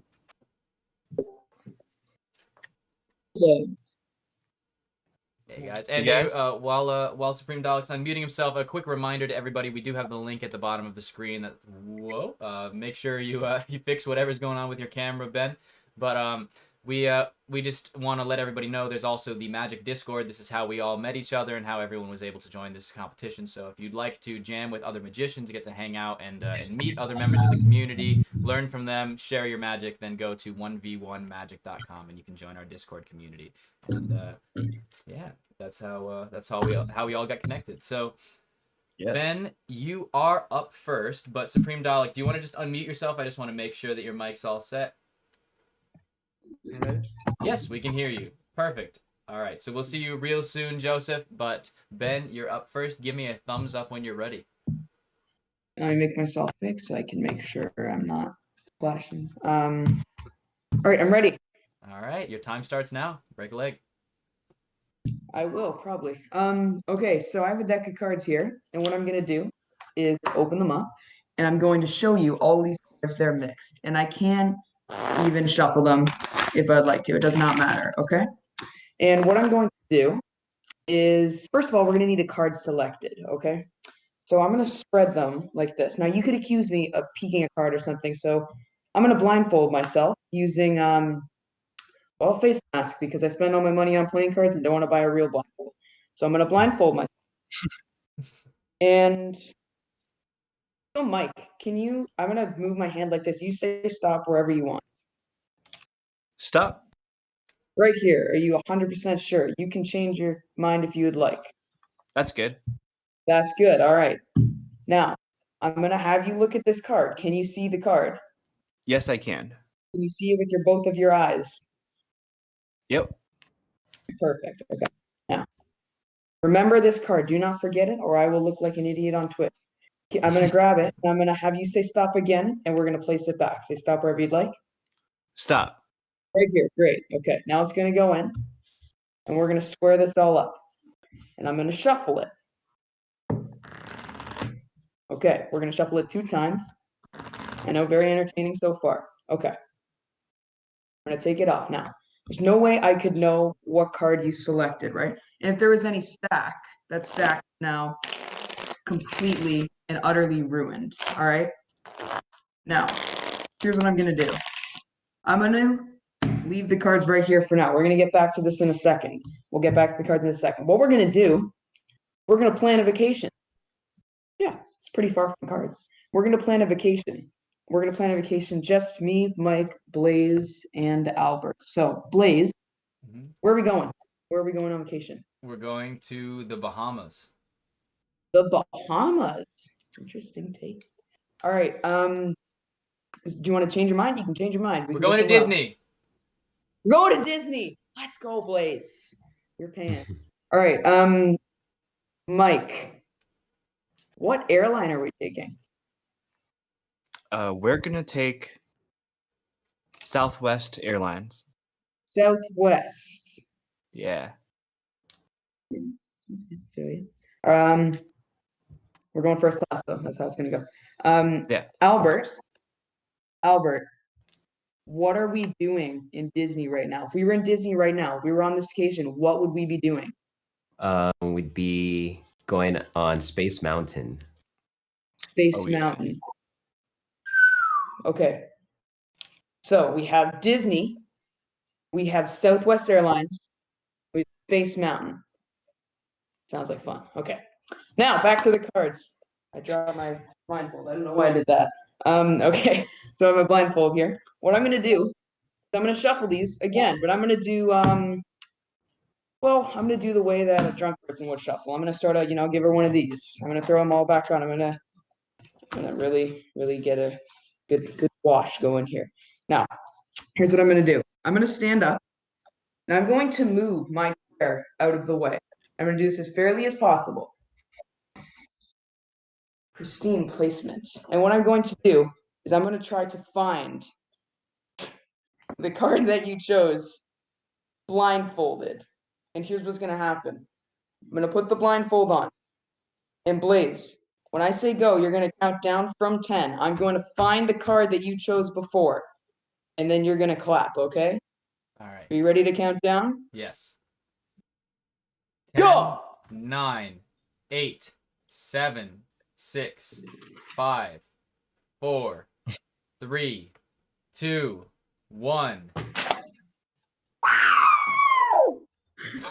I don't know why I did that. Do you remember what the card was? Mike. Yeah, it was the Queen of Diamonds. It wasn't the 4 hearts. I'm pretty sure it was the Queen of Diamonds. Diamonds. Okay, good. That's good. That's good. Yeah. We got the Queen of Diamonds. But here's the thing. Remember, we planned a vacation. It was completely unrelated to the card trick. We planned a vacation. Right? Now in my pocket, I actually had 4 blank cards right here. You can see. And well, I'm not gonna do anything funny. I'm gonna place them all down. Okay. Now, the place you said was Disney. I guessed we'd be going to Disney place. The Nice. airline was Southwest Air. Southwest Air right there. Yeah. Nice. The activity was Space Mountain. Albert, it's your lucky day. We're on Space Mountain. Let's go. Nice. And the card, the Queen of Diamonds. My prediction, the Queen of Diamonds. Nice, Ben. Bra-ba-ba. Great job, dude. Thanks. All right, we're gonna have a little chat. We'll see you guys both real soon. Thank you. Man, the kid's only Dang, 14. how old is that kid? He's 14. 14. Dude, Holy. I wish I was that He good at has a lot of 14. potential. I want to be that kid when I grow up. It's not even like the execution that I was impressed by. It was like the present, or like I think the presentation still had things that could be tweaked, but I just thought his overall like personality and like his like his confidence that he exuded was like very mature for like a magician of that age. Oh, Yeah, he just has absolutely. this like the kid's just a very prodigy. professional vibe about it. Yeah, like a professional. He's so pro at like that age already. It's crazy. Yeah, and also there were a couple of flashes, but I think like just near the beginning, tiny ones, super minor that I don't think would really affect the entertainment value of the thing. One thing that I will recommend to Ben if he watches this back is if you're going to do a routine where you do something fake and then you also do something real, you shouldn't really have them side by side. That way people can notice that one of them was fake. So that's just like one quick note. But you know, just do it fake all the time. That way people think that's how it looks when you do it for real, and just never ever do anything real. But I think that was part of the methodology, though, is what I think like it had to have been done for real to get rid of the evidence of what was fake. Yes, exactly. That's true. So it's like it was part of the method, but it was such a well-constructed routine. The only thing I wished was like maybe not the thing like Bavio of putting it in your pocket as the prediction, you know, being in your pocket. But at the same time, it's like, you know, I think that this was a much cooler reveal to have in your pocket. Yeah, well done. And the thing is, the only reason that I'm being a little bit tough about the flash is because what he did last time was some of the most difficult sleight of hand we've seen in the entire competition, and he did everything flawlessly. So he's just that much of a beast that we can judge him like an adult, even though he's 14. But yeah, just super solid. I mean, everything was great. Really entertaining. What were you guys thinking for the different categories? So did I bring up the spreadsheet? Yeah. Oh, it just hasn't updated on the mainstream. Oh no, I did it after I said yep. So yeah, that's oh, what's okay. Yeah, I was like, oh, I'm lagging. No. I think creativity and originality, I would probably have to go with a 7 for this one. Like, which is not like saying it's bad. It's just like this is just very solid. You know, this is kind of a well-constructed routine. Entertainment level, I would probably give it. I would say 8 for entertainment, and then also like an 8.5 for personality. Nice. Yeah, I would go with a 7.5 for the creativity, originality, entertainment level. I mean, he has a really good charisma and like engaging personality, especially for his age. Like it was really, really good. So for personality, I agree, an 8.5, and an entertainment level, I will go with an 8. Yeah, man, I almost copied your scores, but I gave one more 0.5. Yeah. Yeah, so I'm gonna do 7.5 for creative. Entertainment, I think I'm gonna do an 8.5. And then for personality is also gonna be 8.5. Man, setting a really high bar. Got a 24. I mean, yeah, higher score than quite a few of the acts that we've seen today. So really, really solid. All right, let's bring him in. Let him know. So good. Ben.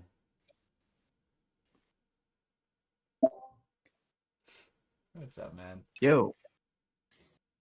You Yeah, you dude. So continue to blow us away. amazing performance. What were you gonna say, Mike? Yeah. I was just gonna say, I really always look forward to seeing your performances just because how incredibly talented you are. And like it's just yeah, I mean you're putting something different in every routine that we've seen so far in the tournament. And yeah, it's just I don't know. I'm a fan. I can't wait to see like where you're gonna be at in like 5 years or something because you're already like just so talented. But I think we do have a good score for you. So Blaze is the score guy. Yeah, I'm the keeper of the numbers. I I think that it was great, man. All around super solid. You got great scores for personality. We thought that, you know, when it comes to the creativity, originality, you know, some of the elements are, you know, are things that we've seen before.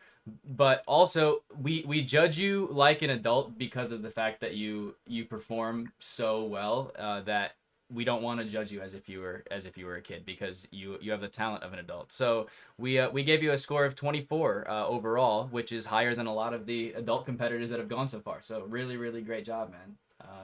Just really, really exceptional. So we're gonna bring in Mr. Joseph. How you doing, Joseph?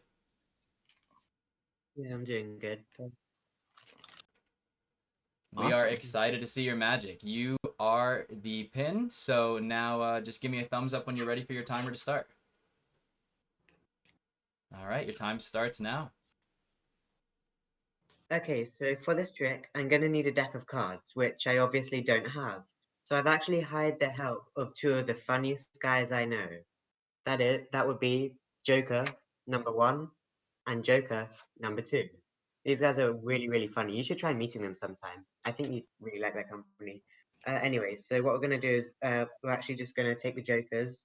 Watch closely. The Jokers are actually going to start to reveal a deck of cards. Just like that.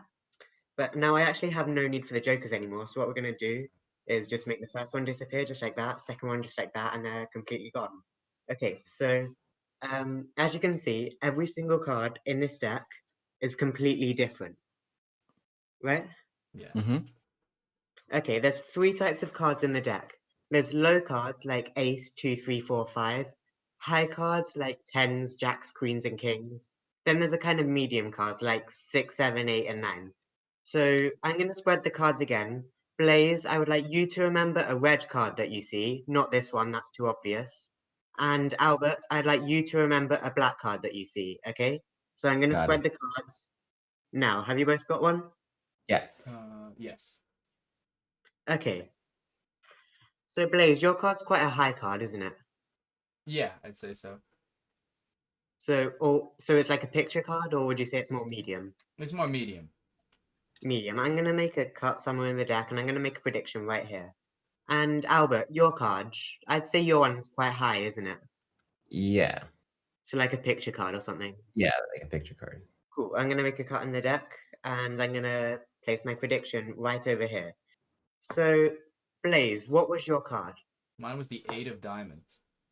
And Albert, what was your card? The Jack of Spades. Well, I found the soulmate for the Jack of Spades. Yeah. But then I tried to go a bit better for the 8 of diamonds. I actually got the 8 of diamonds. I predicted it. Nice. There is man. both of the cards. Now, whenever I do magic, I actually like to always end the way I began. So if you remember, I started off without a deck of cards. So what we're actually going to do is we're just going to press that into a table, and it's actually just going to disappear completely. Thank you. Nice. Great job, Joseph. Yes. Awesome, man. Thank you so much for sharing. We're going to see you real soon. Very interesting that he went with a totally different style from his other acts. His other acts were oftentimes very Rubik's Cube themed and stuff. So it's really cool that he went with something that was very different. Yeah.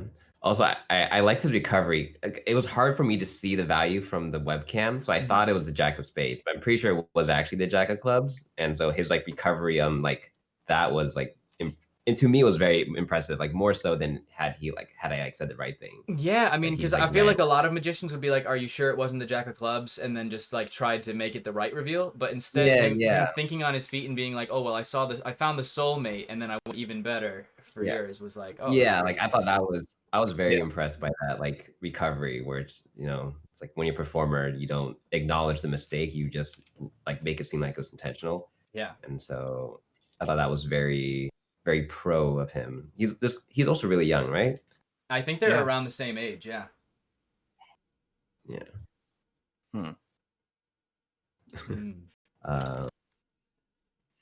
I do find, I think the only thing that I find a little bit kind of maybe it's like a construction thing where it seems kind of contrarian to use like black art in a routine that is primarily like a mentalism routine, if that makes sense. It's like you're establishing you can like make things appear and disappear, and then you choose to like essentially read someone's mind with that.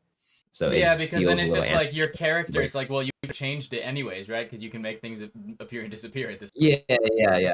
So it's like while the visuals were really like impressive, I thought thematically it was a little bit like at odds with one another. But in terms of like the execution and like just like delivery and like being like confidence, like I thought it was all really good. Yeah. It was really good. I mean, the fact that he came up with that line for the recovery on his feet was really impressive for someone his age, because I've seen magicians that are professionals that are way older than him, like at the castle and stuff, not have recoveries anywhere near as smooth as that, and making it feel like it was part of the routine. So Man, yeah, I he's just so like I don't know. Yeah, him and Ben going against each other was just like I was really looking forward to this matchup just because they're both just so good at what they do at their age. Yeah. And I feel like for the creativity, originality department, that was probably like the least for me, like the least like well performed category for me. So I'll do that at a 7. Entertainment wise, I think I'll do an 8 for that, and then I'm gonna do a 7.5 for personality. So 7.5. Yeah. What were you thinking, Albert? Or I could go. Yeah, you can go. I have mine. Yeah, I was thinking for personality. Yeah, I feel like we saw less personality than Ben. I think it was slightly higher for personality. I'll go with an 8. Entertainment level, also an 8. And then creativity, originality. It's an interesting thing because the creative part was combining very visual things with mentalism, but then at the same time, it's like the creativity didn't necessarily help with the entertainment value. It might have detracted a bit, just because combining those things is a weird, like Albert said, is a weird kind of juxtaposition. So I'll go to 7.5 for that. And what were you thinking, Albert? Yeah, because it's an interesting thing where it's in this case, it feel like by being more creative, you're almost like making like you're diluting the effect a bit, where it's just like it's like just because you can doesn't always mean you should. So I would say, I think for me it would be 7, 7.5, and 7.5. 7.5, 7.5, but super solid score. He got a 22.6 overall. Alrighty, let's let him know. Hey guys. Hello, we are back. Great job to both of you. This was super fun to watch. And I feel like Joseph, honestly, I feel like you really like even stepped it up after your previous performances, which is really tough to do after you don't know if you're going to make it to the next round, so you're not sure if you should pull out your best stuff early on. And the fact that you've made it this far and then did a routine that was really, really visual and also had the, the really powerful reveals, I think that was really great. We also were so impressed about how you were able to think quickly on your feet about that reveal and make it feel so smooth. So that was really good. And you got an overall score of a 22.6. Really solid. And we hope that you look back at our feedback, in the video on YouTube and check out everything we had to say. But a 22.6 for Joseph, but Ben, you did get a 24. So congratulations, Ben. You're moving on to the next round, the quarterfinals. So congratulations. The second to last round is the quarterfinals because the semifinals and finals, for everybody watching, the semifinals and finals happen on the same day. So basically, if you do your performance on the semifinals, Dynamo is the judge for that day. We have our semifinal performance, and that will be the last 4 competitors. And then after that, if you move forward from the semifinals, you'd have to do your performance on the same day. But you have to get through the quarterfinals first to be able to get there. So we'll see what happens tomorrow. But congratulations, Ben. You're moving forward. An amazing job, Joseph. We really loved your performance. So great job to both of you. Yes, great job, Joseph. And congrats, Ben. We'll see you real soon. Thanks. All right. Now we are waiting for our next performer because we're quite ahead of schedule, and I'm gonna take my daily restroom break. I'll be back. I'll be back very shortly. If you guys, Mike, if you want to take a look at chat for like a minute and just see if there's any questions people might have. But I'll see you no guys problem. really soon. I'll be right back. Cool. His daily restroom break. All right, no problem. So yeah, for anyone watching the stream and stuff, of course, if you have any questions for Albert or myself or any questions regarding the tournament, please put those in the chat. We'd love to answer them. But then as well, congrats to Ben. I mean, that was a tough one to judge. Like, they're so just incredibly talented. How has it been? What have been your thoughts on the tournament so far today, Albert? I think I haven't watched like live Magic in it feels like forever. So it's been fun like watching other people perform. I think most of my exposure to Magic is just like watching like YouTube videos or watching performances from like Magic products that I buy. And because of COVID, it's like I'm not seeing any of this in person. Right. And yeah, it's cool that you came in on like round 3 too, because now like we're further into the tournament. And so like people are like really trying to step up their game and like trying to impress and be able to like, win and take this to the end. I feel for some of the people though, because like I've done like talent shows before, right? And like doing talent shows as a magician is often really tough because usually you start with like your signature effect, right? The thing that like you're known for. And then as you go further and further along, like with the you have less and less time to prepare. So I see this a lot in like AGT where it's like you notice like the acts start feeling like they're more cobbled together. Yeah. Further on you go, it's like, oh, these are really flashy, but like they make no sense. Usually their first audition act is like the best one by far. And so I agree. I guess some people have to do like, I guess if they make it to the finals, like 5 different acts, like, and you don't want to save your best act for last because like then you might get eliminated earlier in the tournament. Yeah, so it's super difficult when it comes to that. So like a lot, I'm very empathetic towards a lot of the people competing. Yeah, it's been awesome. So, but yeah, I've been enjoying it. Like I haven't been doing as much Magic on my streams recently, just 'cause I've been so busy with like taking care of puppy. But this is kind of inspiring me, like, oh, okay, I should probably start doing more Magic on my stream. Yeah, that's awesome. Well, we do have a question. It says, "Is Magic over the camera harder to judge than in person?" It's just different, I think. Where I think criteria. Yeah. I was just like, what you can judge in person isn't necessarily what you can judge online, because they're 2 totally different like things. Like, I mean, there are literally Magic performances and routines catered to being virtual and presented virtually, as opposed to being like in person. It wouldn't translate the same. So, what were you gonna say, Albert? Yeah, I was saying, Magic over the camera allows you to do things that, like, because like there's a lot of things you can script in your performances to essentially do secret stuff when you're like out of frame, right? Or you could have secret assistants like help you with stuff because like none of that's you're able to see that.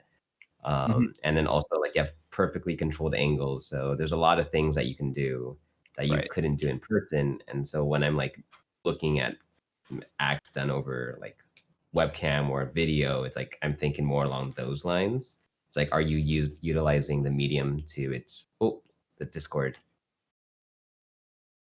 Oh, what happened? I think Apologies. Blaze I'm is just trying. looking at the Apologies. I'm just trying to get Eric ready because he's running a little bit behind. He just got into the call. Sorry about that. I was just calling him Okay. a bunch of times. What were you guys saying? I didn't mean to interrupt your last Q&A. Oh, and I was just saying, like, what's harder to judge Magic over, like, the webcam or in real life? I'm just saying, like, it's different.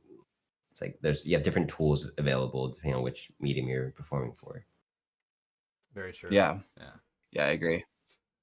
Alrighty, we are what was ready for our situation next two with- competitors. No, it was that I was just texting and trying to call Eric, but it seems that he is now online. I just I'm gonna check the Discord messages on my phone instead of going over screen. Okay, Eric is here. Perfect. We can bring him in.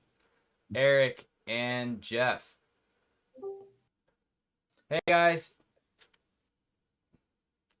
Hey, Can you hey, hear how are you us? doing? Welcome back. Welcome back. Let's see. We have an empty chair with a lot of cards. Well, we can have. Well, Chairs at Jeff empty is scheduled to tables. go first. So, Jeff, we have you as a big screen. I'm going to just. Eric, you're there. Eric, you're going up second anyway, so you have a couple. You have a couple minutes to get ready. But. Sure. All right. So we have Jeffrey going up first. How are you feeling, Jeff? Can I give a quick couple shout outs before I start? Yeah. Sure. Awesome. So I just want to give a quick shout out to Eddie the Sense Asian and Stefano Chappelle. I went up against them in both rounds before, but those guys, they're so nice. They both helped me prepare for this act. And by extension, I'd really like to thank Blaze and Mike for putting together this event as well and making it as collaborative and fun, and not like, pressure. You got to like beat the other opponent into submission kind of thing. So thank you guys so much. And it's a genuine thank you, Blaze. It's not because my Instagram account, Jeffrey Lee Magic, has been waiting for a follow back for like 2 months. Thank you so much. Sorry. Thank you so much to, sure to our it was lovely a genuine thank you. it was.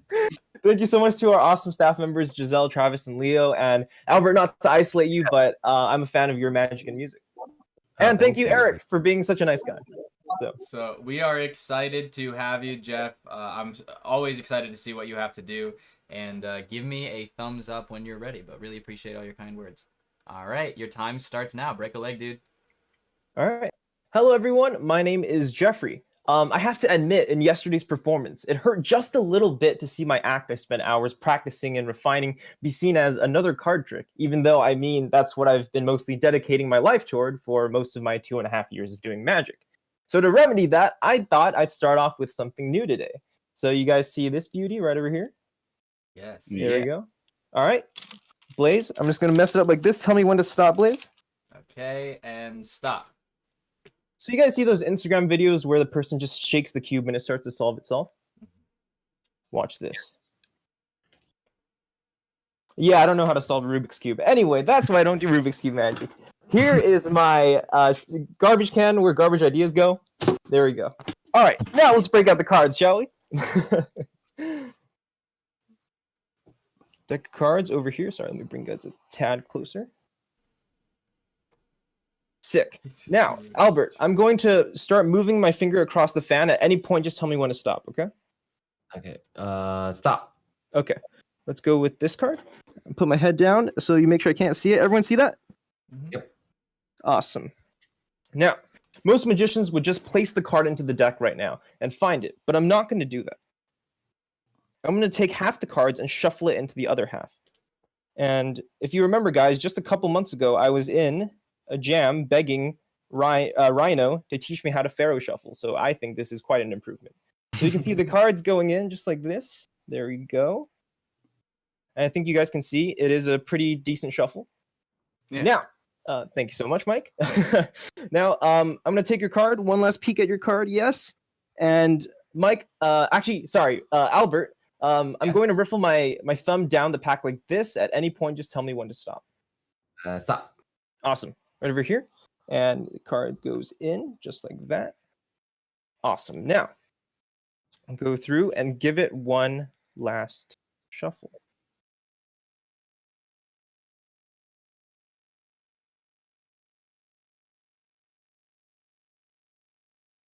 My pharaohs.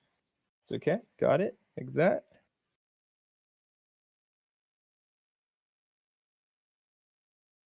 There we go. Awesome. Now, it's important for you guys to see that some cards are still facing in, some cards are still facing out, correct? Mm-hmm. Awesome. Now, I just want to take a picture of this historic moment when I'm performing for you guys. So, if you'll bear with me for 1 second, I'll take a picture, and hopefully I can get you guys in the picture as well. Awesome. Now, wouldn't it be awesome if I could just snap my fingers and all the cards in the deck would unshuffle themselves except for your card? Yeah. That'd be pretty nice, right? All right. Just like that. And it's done. Ah, well, you see, that's pretty close, right? All right, no. Anyway, I didn't mean unshuffling it at the table. I meant unshuffling it in the picture. So let me go ahead and bring out the picture right now. And you guys can see in that picture, hold on, let me turn the brightness higher. In the picture, there's one card and one card only that faces the fan, and it is the 9 of spades. Is that your card? And you guys can see you guys are over there too. There we Yeah. are. So yes, 9 of spades. that was pretty nice, right? But I'd agree that there's one critical flaw with the trick. And that critical flaw is that, again, it's a card trick. So I think there's one last thing left to do.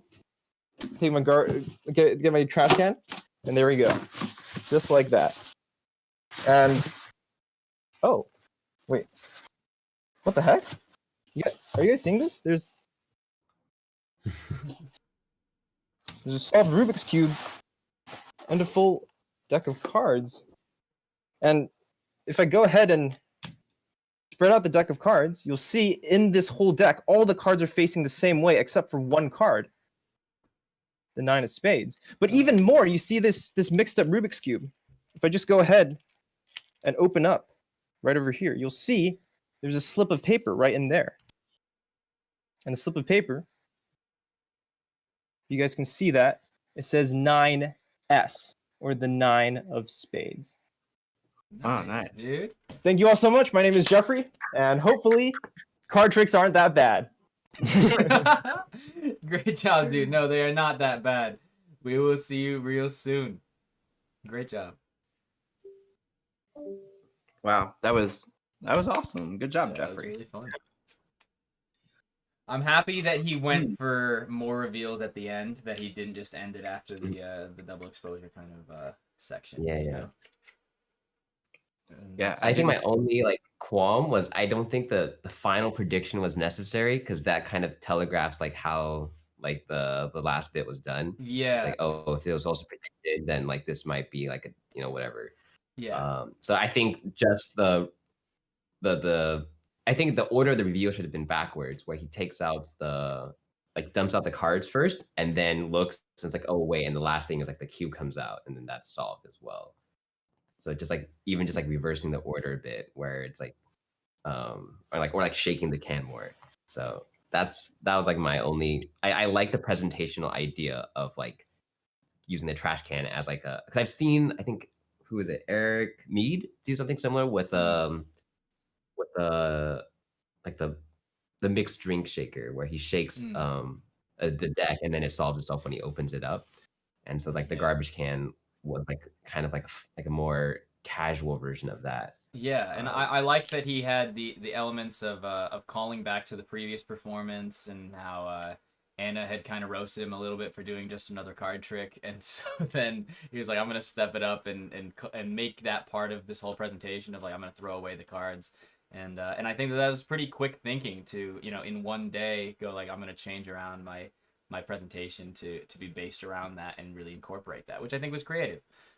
So yeah, 100%. Yeah, very, very fun act. I'm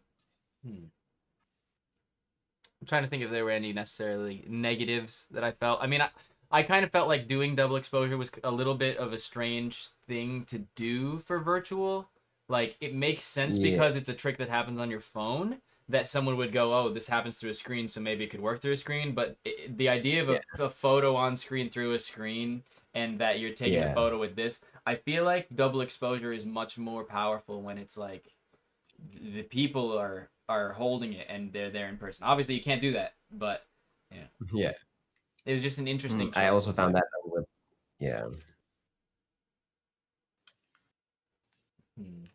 What were you gonna say? You just found it a little like.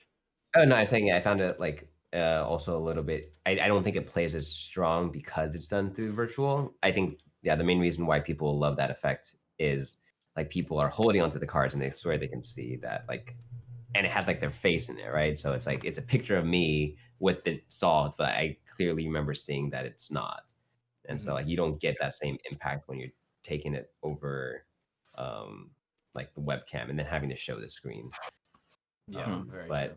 I mean, it's executed fine. So like that's, I think it's more just like the choice of which triumph to use for this particular like presentation. But Yeah, but I think the ending made it way stronger. I loved the idea of reaching into the trash can and now you see the the same cube solved and you see that. So that was fun. I think I have a good score. All right.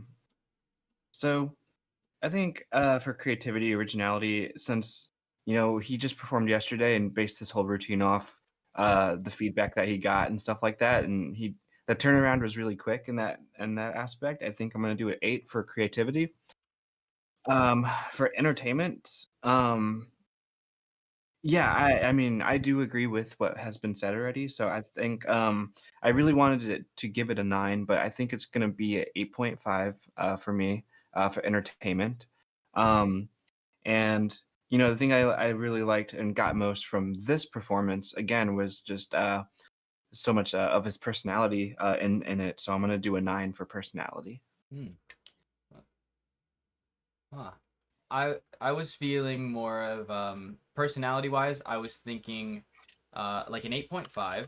I liked that he called back and was like, I hope that this can make card tricks cool or whatever. That was fun. I feel like comparatively to some of the other acts, I didn't necessarily see a ton of personality throughout the whole performance. It was kind of like there were lulls and then there were moments where I saw a little bit more of him peeking out, and then it was a lot of procedure. I think the entertainment level, I'm going to give him an 8 for the fact that they were strong magic moments, but there was also a lot of dead time. I'm actually even considering a 7.5 for that, because there were a lot of moments of like him kind of going through and doing the pharaoh and not talking while he was doing that and just kind of like just doing it, the moves, and then the dead time of him needing to change his brightness and stuff. I think even though I don't want to blame him for that, it does affect the entertainment value. So that and then creativity, originality, I'll go with an 8. I'm teetering between an 8 and a 7.5 for entertainment level. What are you thinking, Albert? I think I would give an 8, 7, and 8, and mostly I think the entertainment is, I mean, because there's no category for pacing, right? But I think pacing was like the biggest like thing that could be improved on. Just like knowing like how to deal with the dead time of like either executing the pharaoh or you're like the first effect was almost like a throwaway, right? So like in the first like 30 to 40 seconds, you kind of like aren't utilizing that time like fully effectively. I know it makes the callback later, but most of it was just because I think when you do double exposure in real life, there's more drama with like them like checking their phone and after you take the photo and stuff. But because like he is the one to do it, I don't think there's as much suspense because as a viewer you're like, oh, like he could be like fiddling with an app or something. And so I guess it could have been streamlined a bit more, but overall, like I still enjoyed it. Yeah, I really enjoyed it. I ended up deciding on a 7.5 for the entertainment level. I think I was thinking back to also the fact that the prediction at the end, I agree, not only wasn't necessary, but also detracted a little bit from the whole routine. I think it would have been much nicer to just end on the cards all sorting themselves out from the trash can instead of feeling the need to be like, oh, but also inside the Rubik's Cube, I predicted that you were going to put that, because then it's just like, I feel like a lot of the magic of that routine is the fact that it feels like a free choice. and then when it Yeah. no longer feels like a free choice, it affects it Yeah. detrimentally. So, yeah, And 24. I also feel like yeah. What were we gonna say? he should have done two. I feel like he should have done 2 throwaway effects in the beginning, like a Rubik's cube mixed up, tossed in the trash, do like a torn restored paper, and then like it doesn't restore, and you throw in the